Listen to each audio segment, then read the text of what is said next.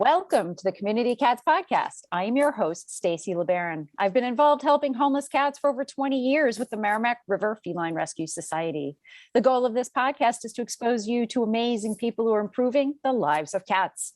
I hope these interviews will help you learn how you can turn your passion for cats into action. And today we are with the awesome Pam Johnson-Bennett. Welcome to the show. Hi, thank you for having me back. I always love this. It's great. And this is a special episode. We're doing I don't know, I want to say sneak peek, but it's just a special episode for a special period of time. Before we jump into the sort of our key excitement for our show today, just want to touch base, see how things have been. How are things going with the work that you do and the pandemic, COVID? How are you seeing cats handling this whole situation? Cats are amazing. They're amazing with what we throw at them. I'm seeing the last year and a half, because travel was restricted. Normally I do a lot of conferences and speaking. I upped my game in terms of doing consultations, and a lot of them, like everyone else, it was done on Zoom. Now I'm going back to a lot more house calls. But it's interesting because there hasn't been an increase in behavior issues. It's just kind of shifted in terms of what type. I'm seeing more separation anxiety as people were home all the time and now they're going back to work. And also there was a lot of attention getting issues because people were home and the cat isn't used to that. And so in order to appease the cat, they were getting fed more, they were getting, they'd learn that if they meow or walk across the computer, or try to interact in any way, they got more attention. And of course they got used to that. Who wouldn't? They're smart cats. But then that changed, when people started going back out again, then the cat didn't understand that. So it's a little shift in that I didn't used to see as much separation anxiety with cats and attention getting. And now that seemed to be front and center, not quite as much as litter box, but it's up there more. Yeah, I mean, I would think of separation anxiety more in the realm of dogs, but you see it with cats too. You do. And it's easily missed because with dogs, we think of, they scratch at the door, they bark, they destroy things. Cats can do things that are a little more subtle. It might be a litter box issue. It might be that the cat stops interacting. They kind of get depressed. The cat may start over grooming. The cat may become more vocal and a little needier, but they're subtle things. They're not as overt as we tend to see with dogs. So they're easily missed. But cats, they aren't those aloof, independent, cold-hearted animals that a lot of people think. They are very affectionate. They're very bonded to us. So the COVID was a big adjustment for them because they went from having us 24/7 to, oh my gosh, what happened to you? I just got used to it. Now you're gone.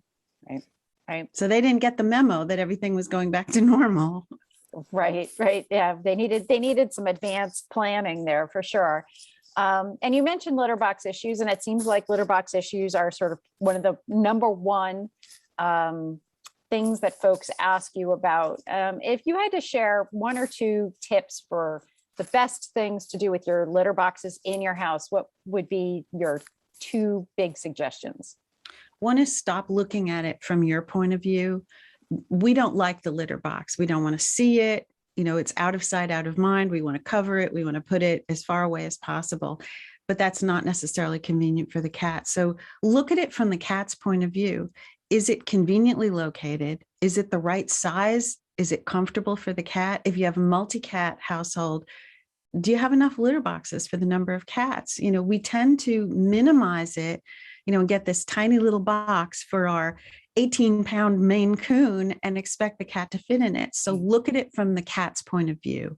And the other thing is, anytime there is a change in litter box habits, view that as a potential red flag that something is wrong, either medically with the litter box setup itself or something in the environment. Don't assume the cat is being spiteful or stupid, or don't ignore it. You'd be surprised how many clients I have who say, well, he can't quite get in the box, but he pees in front of it, but I'm okay with that. Well, even if you're okay with it, the cat is not okay. Something is wrong. So those would be the two biggest things. Excellent. By the way, happy National Cat Day. Yes, one of my favorite days. Any day we celebrate cats. And so with that being said, you again have partnered up with ARM HAMMER on a campaign focused on unsung heroes. You want to share a little bit about that? I love this. In honor of National Cat Day, the ARM HAMMER Feline Generous program is launching the Unsung Heroes Awards. And that's to celebrate the staff members and volunteers at cat welfare organizations who go above and beyond to care for the perfectly imperfect cats. You know, the cats who often get overlooked at shelters because of either age or appearance or because of misunderstood behaviors. So ARM HAMMER Feline Generous wants to celebrate them. So the awards, there is a large award. The overall total amount that the winning shelters will get is a $30,000 cash award. And the individual unsung heroes will each receive an award and a year's supply of cat litter. So the awards are in 3 categories. There's the Compassion Award, and that winning shelter gets $7,500. And that unsung hero is the person who goes above and beyond to show extra patience and extra tenderness for the perfectly imperfect cats. Maybe it's customizing something in the cage to help that cat easily access something if there's a physical challenge, educating staff members on how to help that cat be more comfortable. Then there is the Creativity Award. That shelter gets $7,500. And that unsung hero is the person who shows extra creativity above and beyond. Maybe it's customizing a cage, designing or modifying a cat toy so that a cat with a certain challenge can still enjoy playtime, building confidence, to really help these cats in both of those categories, to help these cats really shine and thrive in the shelter environment. Then the Advocate of the Year Award, that winning shelter gets $15,000, and that unsung hero exemplifies both the compassion and the creativity, but goes above and beyond there. It takes that love for perfectly imperfect cats beyond the walls of the shelter. So that person educates the community, maybe organizes community events that highlight the perfectly imperfect cats. And all 3 categories really, they go above and beyond in terms of helping those cats find the right forever homes and working with the families who adopt to make sure that everyone is thriving and everyone is happy. So from now until November 20th, ARM HAMMER Feline Generous wants to hear from cat lovers. You can nominate yourself if you're an unsung hero or someone from a shelter or cat welfare organization that you know. Go to FelineGenerousHeroes.com, FelineGenerousHeroes.com, and nominate somebody. Use the hashtags Feline Generous and Unsung Heroes, and the winners will be announced sometime in December. That's great. And in the past, there's been a group of about 3 different people who have been the judges to make a decision. And I know when we last spoke, I think we talked about how challenging it was to really decide on the winners. It is, yes. And so who are the judges this time around? It is hard to just narrow it down to 3 because, there are countless unsung heroes. There are so many people who do wonderful work for cats, but I am very fortunate that I am on the panel as one of the judges.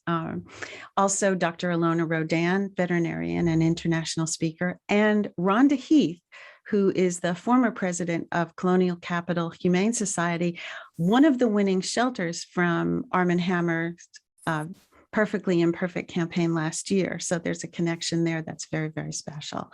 So I encourage everyone, by November 20th, get your nominations in, because this will benefit the cat welfare organizations, and let's recognize some of the unsung heroes.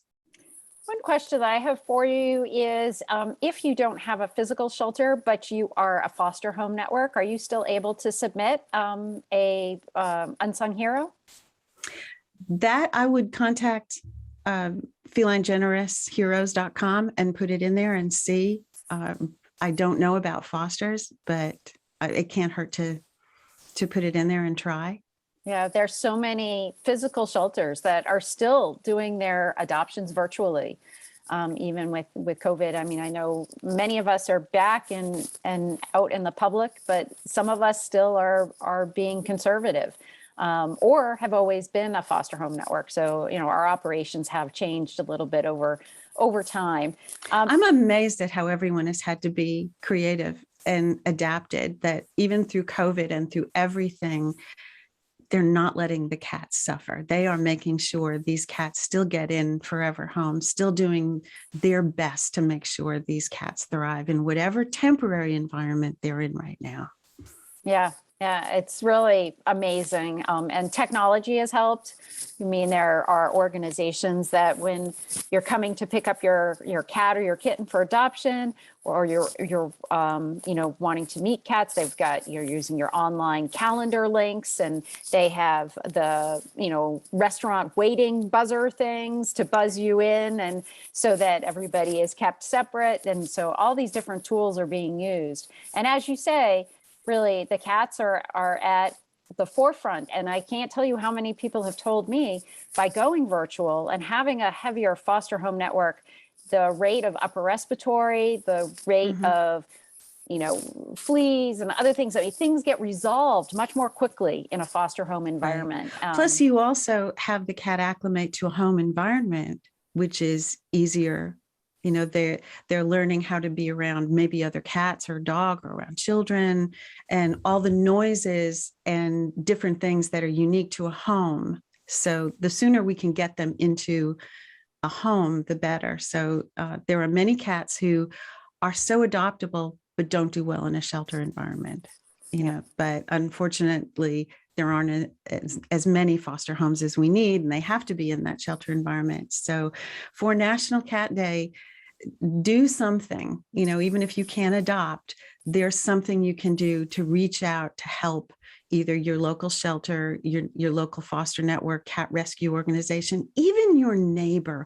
Maybe you know someone who is struggling with their cat. Maybe they don't have the resources, or maybe they're struggling keeping the litter box clean or getting the cat to the veterinarian.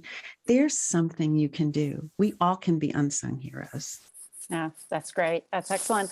I have a couple other questions for you. Have you run into any issues where you're located with the inability of folks being able to access veterinary care in a timely manner? I know that up in New England here, veterinarians are booked months in advance almost. And, how does that impact the behavior of our cats if we're not able to get them into the veterinarians?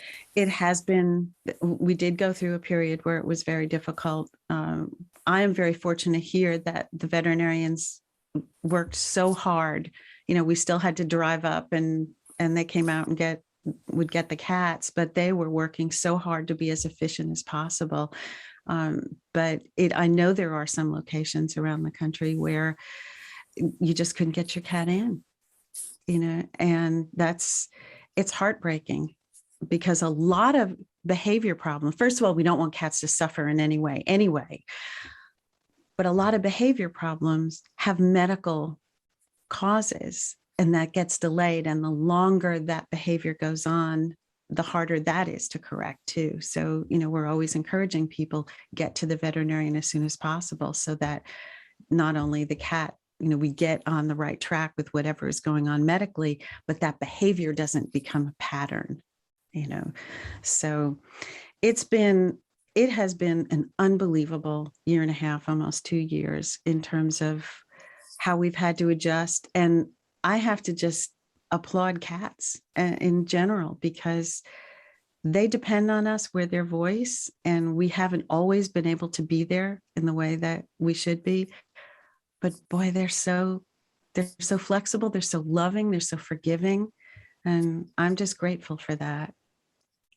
So I've had the pleasure of reading quite a few books that you've written. If somebody was going to, say, grab a book for the holidays that you've written, which would be the first one of the books that you've written that you would start with? I would say, if you're new to living with a cat, Think Like a Cat, because that kind of starts you off with understanding how a cat sees the world and how to train. But if you have more than one cat, I would recommend cat versus cat, because you can have one cat, life is good because the cat owns everything, right? In that house, you introduce another cat and all of a sudden everything is gone crazy, total chaos. So there are unique challenges. There's wonderful aspects of living with more than one cat, but there are some challenges. So those would be the two top ones that I would recommend. But no matter what you do, whether you get a book, take the time to look at behavior from your cat's point of view.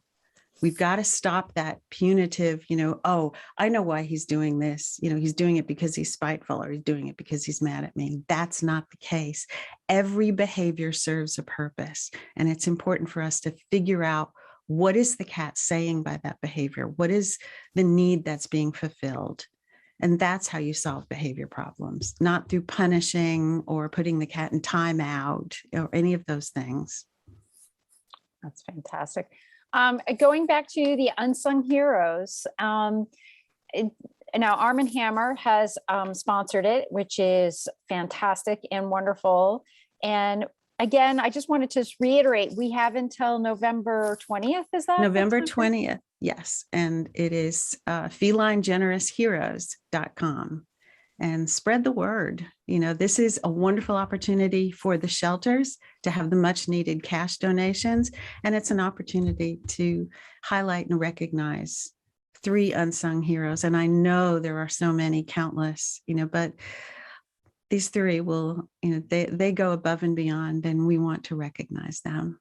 That's great. And if folks are interested in any of your books, they can find them on Amazon. And do you have them listed on a website somewhere? Yeah, everything's on Amazon and in bookstores, but also they can go to catbehaviorassociates.com. I also have a lot of articles on there. So if you aren't in a position to buy a book, I try to put out as many specific, detailed articles as possible, because my goal is cat behavior. It's to make life better for you and your cat. Great.